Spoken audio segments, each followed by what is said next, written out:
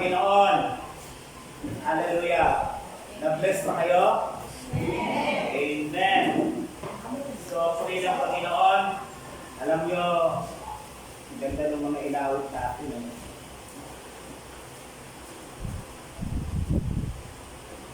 Sa umagang ito ay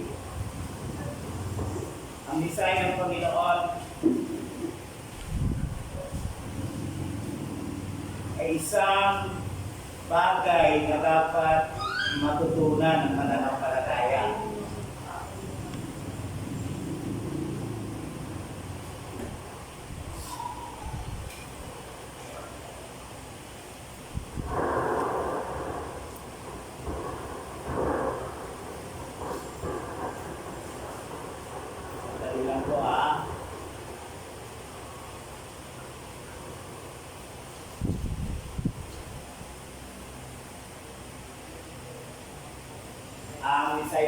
Panginoon, mga kapatid, ay katungkol sa pagsamba.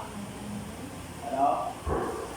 Ang kaalaman natin sa pagsamba ay nalilimitahan lamang na akala natin kapag tayo umawit sa Panginoon ay nakakasamba na tayo. Pero ang pagsamba ay mayroong tinatawag na tunay na pagsamba.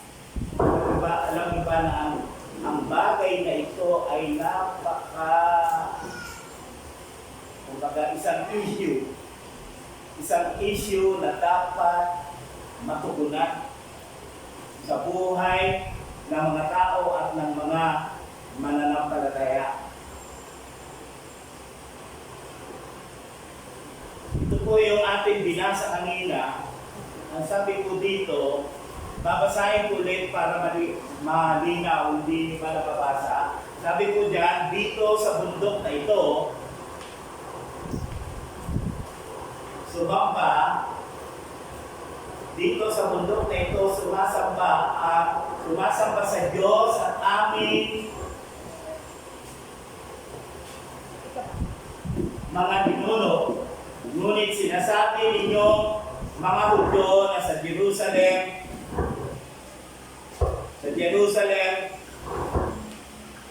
dapat sambahin ang Diyos. Sinabi naman ni Jesus, maniwala ka sa akin, darating na ang panahon na sasambahin na ninyo ang Ama sa bundok na ito, sa Jerusalem, hindi sa Jerusalem. Ano yun?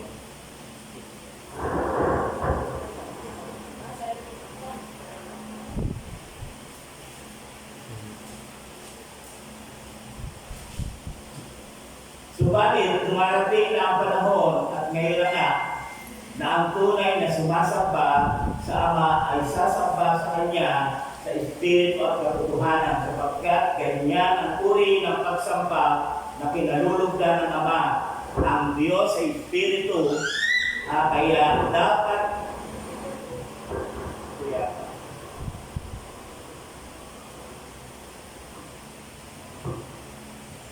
dapat siyang sambahin sa Espiritu at katotohanan. Mukhang hindi maganda yun.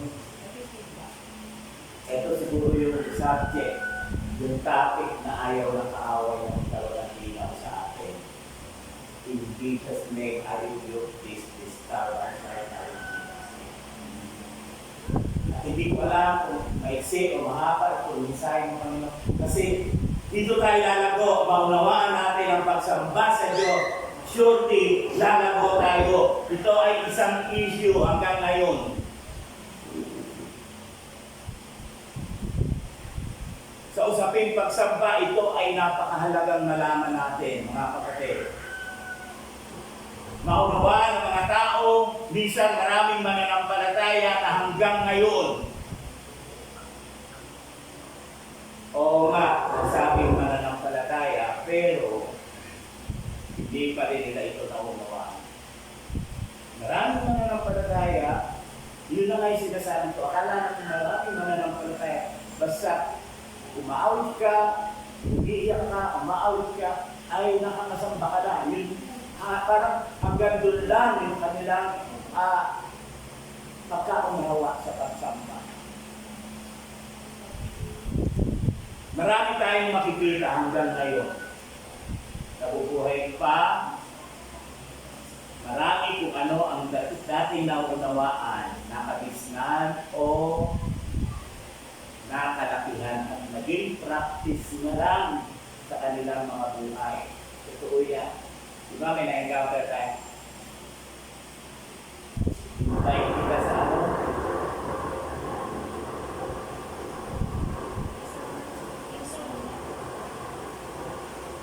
Invite kita sa Bible study.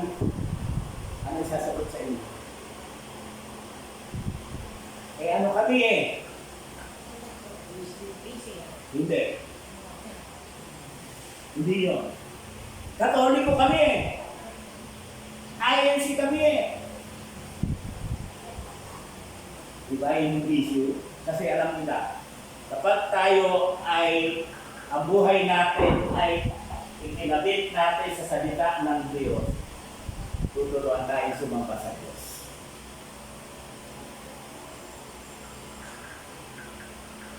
At sa araw na ito, nais ng Diyos maunawaan natin ang tinatawag na tunay na pagsamba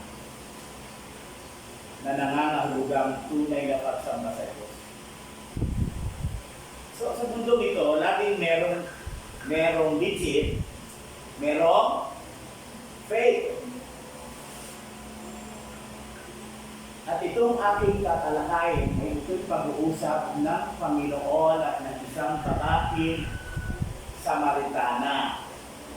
Alam niyo, itong babaeng Samaritana na ito sa unang bahagi ng aklat ni Juan ng chapter 4 na encounter ni Lord itong babaeng ito na isang makasalanan.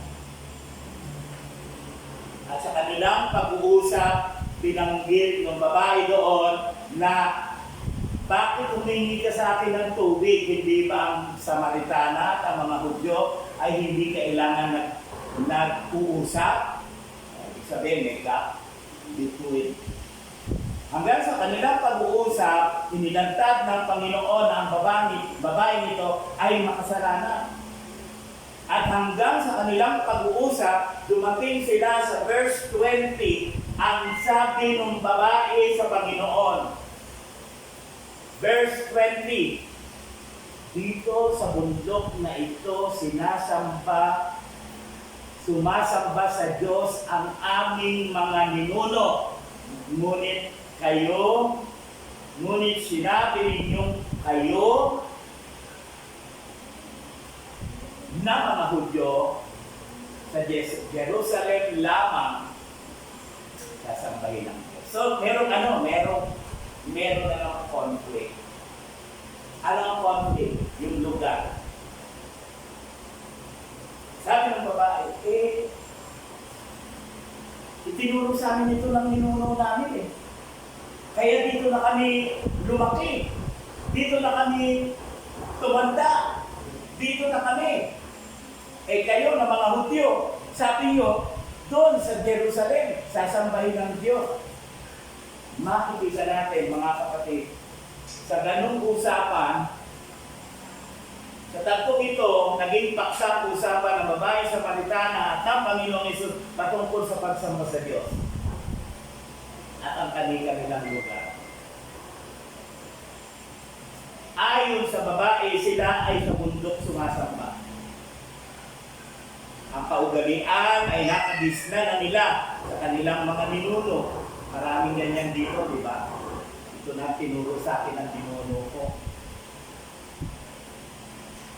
Ang mga Hudyo naman ay nagsasabi sa lugar ng Jerusalem lamang dapat sambahin ng Diyos. Tumugon ang Panginoon sa sinabi ng babae at ito ang ayon sa Panginoon. Verse 21, anong ayon sa Panginoon? Ito ang sagot ng Panginoon. Sinabi naman ni Jesus, maniwala ka sa akin, darating na ang panahon na sasambahin ninyo ang Ama, hindi sa bundok na ito o sa Jerusalem. So, ibig sabihin, sabi ng Panginoon, darating ang panahon na wala na yan, tradisyon na yan. Hindi na sa bundok, hindi na rin sa Jerusalem, sasambahin ng tao ang Ama. Kung mapapansin natin, ang tugon ng Panginoon, hindi niya sinalungat yung babae. Pag ikaw siguro, ay hindi, mali kayo. Dapat hindi kayo sumasamba dyan. Pupunta kayo ng impyerno. Pero ang Panginoon, tingnan natin yung sinabi ng Panginoon. Alam ng Panginoon, mali yun. Pero tingnan niyo yung sinabi ng Panginoon. Hindi niya sinalungat na sinabi ng Panginoon. Sinagot niya ng may pagpapakumbaba. Sabi ni Jesus, maniwala ka sa akin.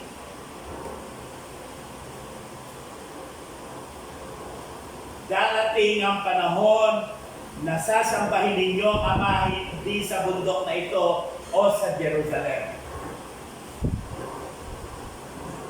Sa ganoong attitude ang Panginoon Jesus, yung babae nagkaroon ng interest. Teka, sabi niya, maniwala ako sa kanya. Nagkaroon ng interest yung babae na makinig sa Panginoon. Pero kapag nakinig siya, ay mayroong pananampalataya darating sa kanyang puso. Kaya sabi ng salita ng Diyos, ang pananampalataya ay bunga ng pakikinig ng salita ng Diyos.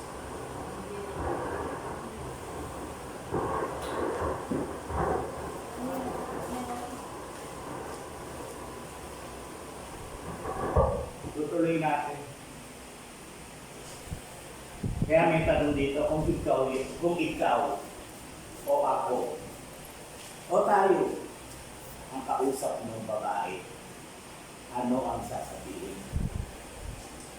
Yung kapitbahay mo na natuloy sa'yo, kami kasi yan RC.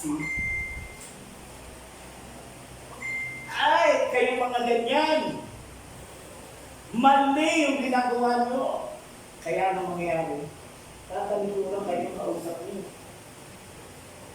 Pero kung susundan natin yung attitude ng Panginoon na napakababa, sabi niya, pinakinggan niya yung sinabi ng babae, tapos sinabi niya, maniwala ka sa akin. Ang sabi ng Panginoon, maniwala ka sa akin. Ano ang dapat paniwalaan? Sinabi ng Panginoon, dalawang bagay yun. Una, sabi ng Panginoon, maniwala ka sa akin. I-present ng Panginoon ang kanyang sarili na meron siyang nalalaman na dapat mong paniwalaan. Tayo, inaaway na natin. Hindi pa natin maibigay yung dapat nilang marinig at mapaniwalaan. Inaaway na agad natin ang tao. Kinukontra natin. Hindi niya sinabing mali. Yung sinabi ng babae, but then, nagbigay siya ng malinaw na paliwanag. Ang sabi ng Panginoon, darating ang panahon. Siyempre, pag ikaw sinabi, darating ang Panginoon, ano yun? Sa ano ang mga bagay na nakapaloob sa sinabi ng Panginoon, darating ang panahon. Ito ay ang panahon na ang lahat ng tao ay sasamba sa Diyos sa Espiritu at katotohanan. Yaan po tatakbo ang mensahe ng Panginoon. Ang pagsamba sa Espiritu at katotohanan. So, ibig sabihin, kung ano yung sinasabi ng Panginoon ng babae na kanila pa itong natutunan o ninanapan nila sa kanilang kanununuan. Sinasabi ng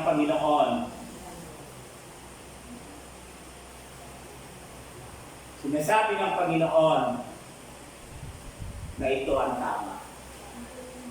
Darating ang panahon at yung panahon na yon, ang sabi ng Panginoon ay ngayon, hindi kahapon, hindi bukas, hindi sa isang linggo, kundi ngayon. Ang tanong ngayon, ngayon ba ay sumasamba na tayo sa Espiritu at katotohanan sa Diyos? O ganun pa rin katulad ng dati? Na tayo ay linggo-linggo ay narito. Na akala natin sumasamba tayo sa Diyos. Pagkatapos pag na meron tayong gawain, sasabihin na kapatid, ikaw nga mag-lead sa prayer. The way pa lang na manalangin, malalaman mo na yung kanyang pagkaunawa ay yung dati pa rin. Yung dati pa rin. Meron akong hinangaan na sticker na napapanood ko sa social media. Ang ganda ng kanyang mga mensahe. Pero isang araw talaga sinusundan ko at maganda naman yung kanyang mga messages. Isang araw nakakita ako ng video na nandoon siya. Siya ang namuna sa panalangin. At pagkatapos ng manalangin, ay sabi ko, kala ko born again. Kasi alam mo ba, hindi ko na imomostra, nakabikot tayo. Alam mo ba, pagkatapos niya manalangin, ganun pa rin. The same way pa rin. Nasa old. Hindi pa rin niya naiintindihan yung sinasabi ng Panginoon na dapat tayo ay merong koneksyon sa Diyos, sa Espiritu at sa katotohanan. Lumaya tayo dyan sa mga maling itinuro ng mga ninuno natin. Hello. Sabi ng lola ko, kapag ikaw ikay may pupuntahan at mayroong mabilis na itim na pusang tumawid sa dadaanan mo, huwag ka na tumuloy. Sabi ng lola ko, eh ako naman naniniwala. Sabi ng lola ko, dahil ako'y maliit pa lang, ay talagang umaawit ako, kumakanta ako, mga kanta ni Eddie Peregrina. At kumakanta ako, pag naguhugas ako ng pinggan, lalapitan ako ng lola ko, tumigil ka, huwag kang kumakanta habang nagugas ng pinggan, magkakaroon ka ng anak. Walang butas sa ampwet. Sabi ng lola ko yung mga minana sa ninuno, yun yung pinoint out ng babae sa Panginoon. Pero hindi sinabi ng Panginoon na mali, pero yung katotohanan ang sinabi ng Panginoon. Paano ang isang tao makakasamba sa Espiritu at katotohanan? Yan ang mensahe ng Panginoon. Paano ikaw, ako, tayong lahat makakasamba sa Diyos sa pamamagitan ng Espiritu at katotohanan.